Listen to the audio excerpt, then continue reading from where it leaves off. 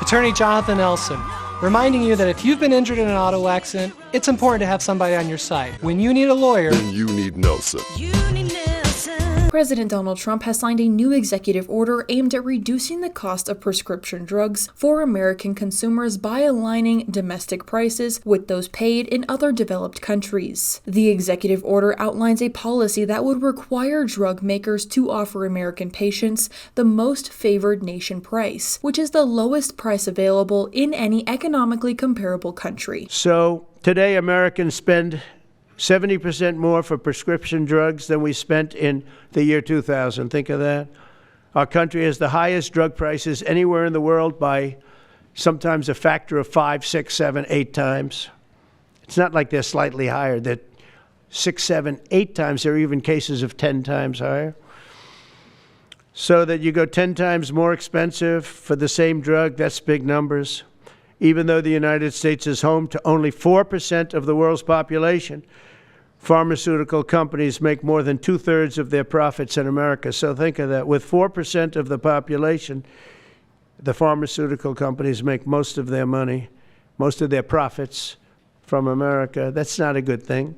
Some prescription drug and pharmaceutical prices will be reduced almost immediately by 50 to 80 to 90%. Big Pharma will either abide by this principle voluntarily or will use the power of the federal government to ensure that we are paying the same price as other countries. The Department of Health and Human Services is tasked with working alongside drug manufacturers to achieve these price targets within the next 30 days. If the industry fails to meet this deadline, the administration has outlined a set of aggressive fallback measures. This is an extraordinary day. This is an issue that, I grew up in the Democratic Party, and every major Democratic leader for 20 years has been making this promise to the American people. This was the fulcrum of Bernie Sanders' runs for presidency, that he was going to eliminate this discrepancy between Europe and the United States.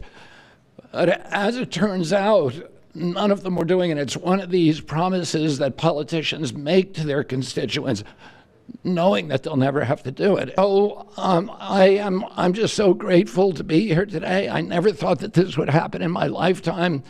I have a couple of kids who are Democrats, are big Bernie Sanders fans, and when I told them that this was going to happen, they had tears in their eyes, because they thought this is never going to happen in our lifetime, and we finally have a president who's willing to stand up for the American people. The Department of Health and Human Services is directed to fund the publication of the executive order in the Federal Register. It will be implemented consistent with existing laws and subject to availability for other federal funding.